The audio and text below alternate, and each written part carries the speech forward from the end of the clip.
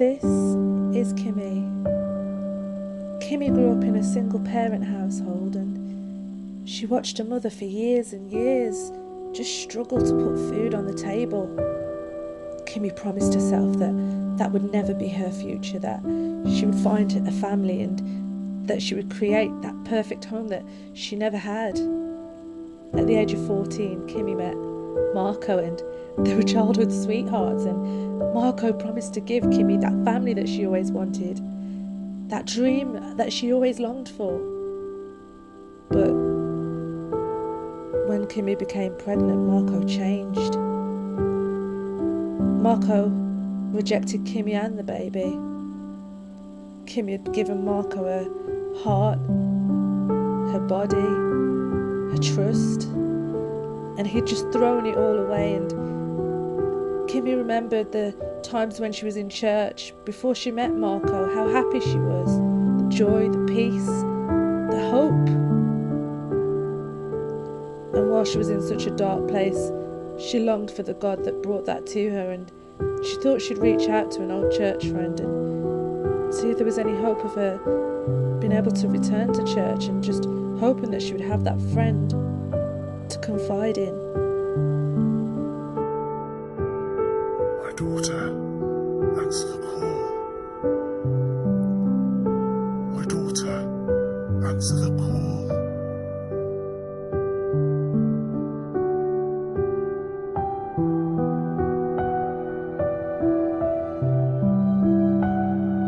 Why is it that my people don't hear me?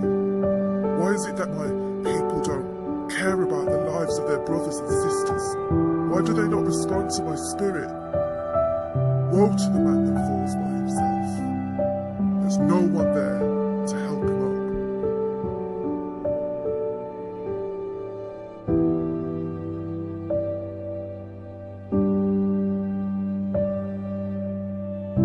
Meet Ella. Ella grew up in a well-off home, and her parents were really successful, but they had very little time for Ella. Ella looked for love, and one day she met Warren.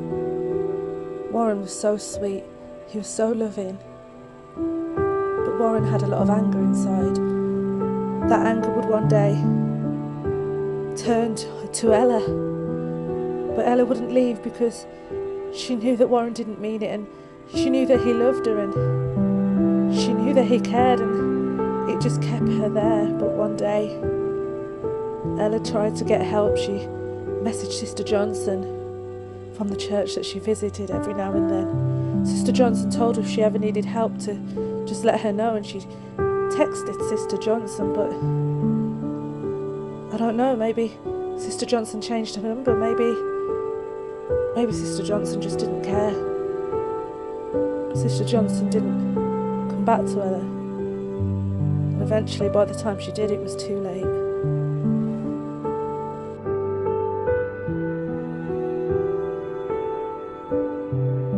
Meet Damien. Damien comes from a good family, a godly family, a God-fearing mother and father, and they didn't want to know Damien. Damien was a bad apple. Family members told their children to stay away from Damien. Not even his cousins spoke to him. Damien looked online, and again these boys were taunting him and goading him, and he had to show them that he was worth the respect. He had to show them that he wasn't one to be messed with. He had to. What else could he do? He had to show the streets that he wasn't someone to be messed with.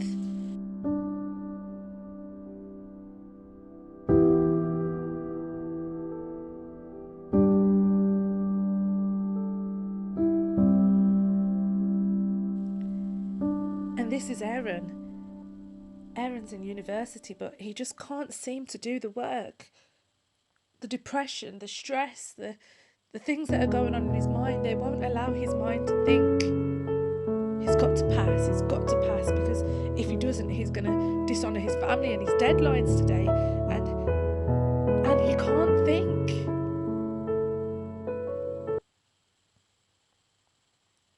Aaron thinks about maybe calling the pastor because he doesn't know how much more he can take, and the thoughts that are going around in his mind telling him to take his life, they're just going round and round and round. Maybe pastor can pray for me. Maybe pastor can...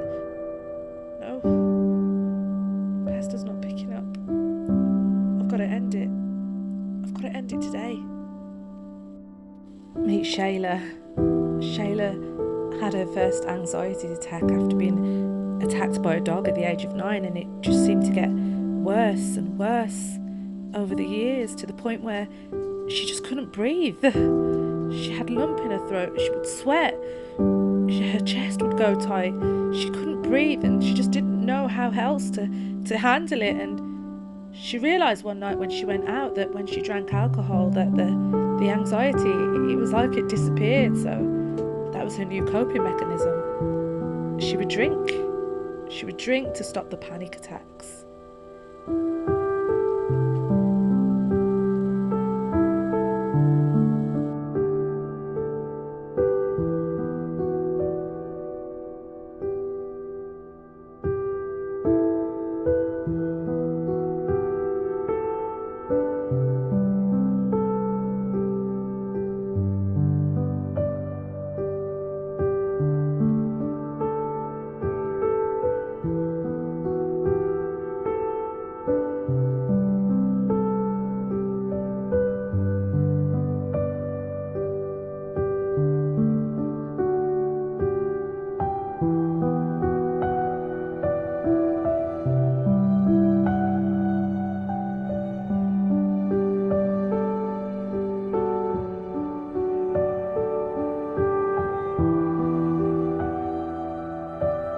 Go and speak to a young lady, there she is. Tell her about the gospel that saves. My daughter, tell her about me.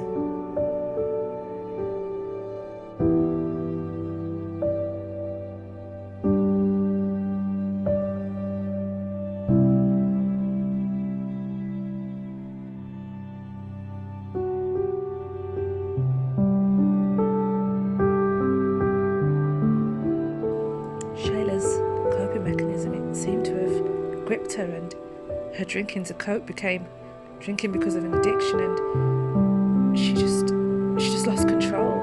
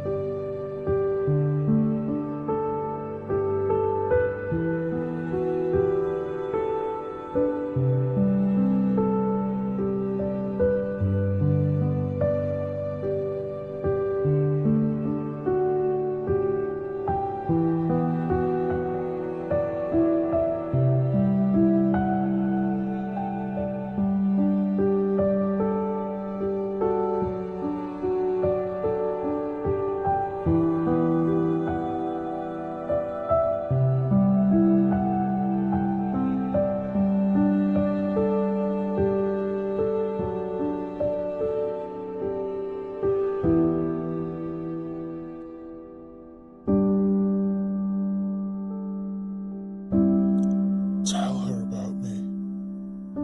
Tell her about me.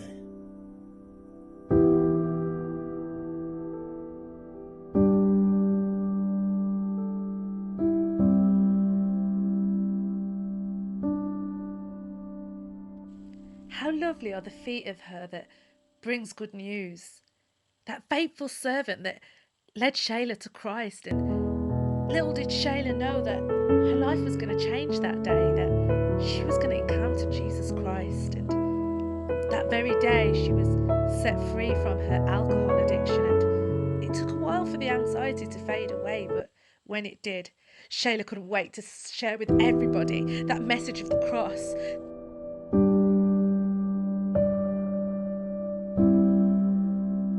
Shayla wanted to share with the world this God that had came into her life and gave her peace and took away her anxiety. And okay, sometimes she would still get a little bit nervous, but what she would do now is she would just pray and God would just give her this peace that surpassed all understanding. And Shayla just wanted to share with everybody about Jesus. She wanted everybody to know this Jesus that gave her hope.